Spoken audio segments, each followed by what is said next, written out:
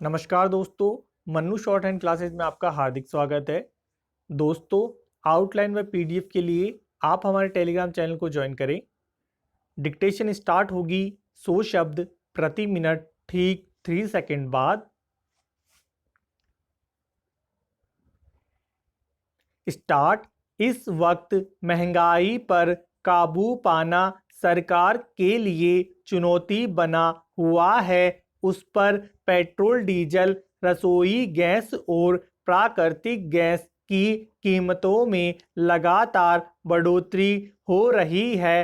अब लगभग पूरे देश में पेट्रोल की कीमत 100 रुपये से ऊपर पहुंच गई है। डीजल भी उसी के नक्शे कदम पर चल रहा है। कुछ दिनों पहले ही रसोई गैस के सिलेंडर की कीमत में भारी बढ़ोतरी की गई थी। अभी प्राकृतिक गैस यानी सीएनजी और पाइप के जरिए घरों में पहुंचाई जाने वाली रसोई गैस यानी पीएनजी की दरों में भी इजाफा कर दिया गया है। स्वाभाविक ही इसका असर आम लोगों की रोजमर्रा की जिंदगी पर पड़ रहा है। कोरोना काल में बाजार, कारोबार, उद्योग धंधे बंद होने की वजह से लाखों लोगों के रोजगार छिन चुके हैं। लाखों लोगों की वेतन वाली नौकरियां जा चुकी है। निजी संस्थानों में कर्मचारियों के वेतन में भारी कटौती की गई है। जो फेरी लगाने, मिस्त्रीगिरी, इधर से उधर सामान पहुंचाने वगैरह का काम किया करते थे, उनके धंधे में भारी गिरावट आई है। ऐसे में देश के हर वर्ग के सामने अपने दैनिक खर्च में संतुलन बिठाना मुश्किल हो रहा है। इस पर पेट्रोल, डीजल, रसोई गैस आदि की ऊपर चढ़ती कीमतें उनकी चुनौतियां और बढ़ा रही है।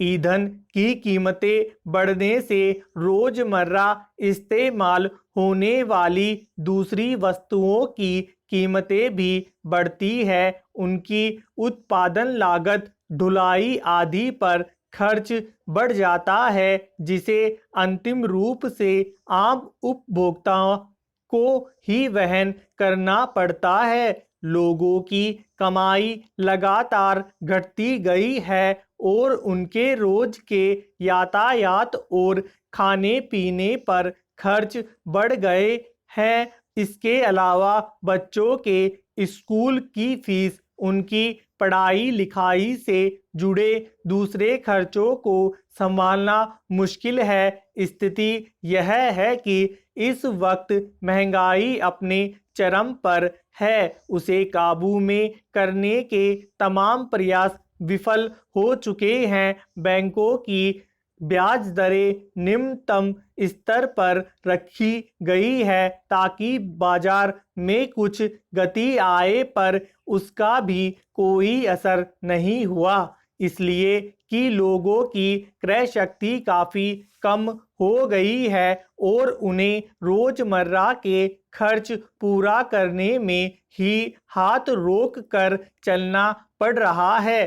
तो दूसरे टिकाऊ सामान और विलासिता की चीज़ों पर उनसे खर्च की उम्मीद ही भला कैसे की जा सकती है। स्वाभाविक ही महंगाई की सबसे बुरी मार निर्धन और औसत आय वाले परिवारों पर पड़ती है। यह सब जानते हुए भी सरकार की तरफ से तेल की कीमतों पर लगाम लगाने के व्यावहारिक उपाय नजर नहीं आ रहे। यह ठीक है कि जब अंतर्राष्ट्रीय बाजार में कच्चे तेल की कीमत बढ़ती है तो उसका असर खुदरा कीमतों पर भी पड़ती है, मगर यह कोई पहला मौका नहीं है जब कच्चे तेल की कीमतें बढ़ रही है।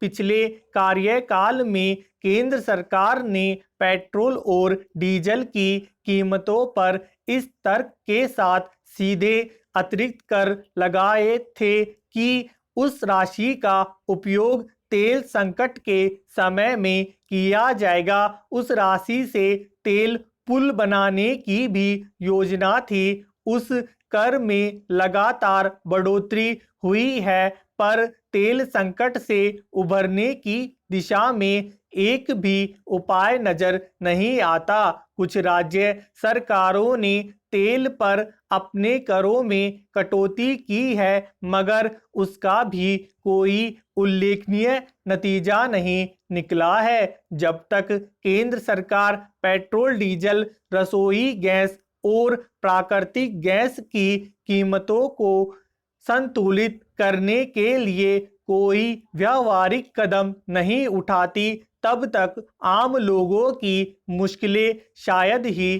कम हो। धन्यवाद दोस्तों, लाइक और शेयर जरूर करें।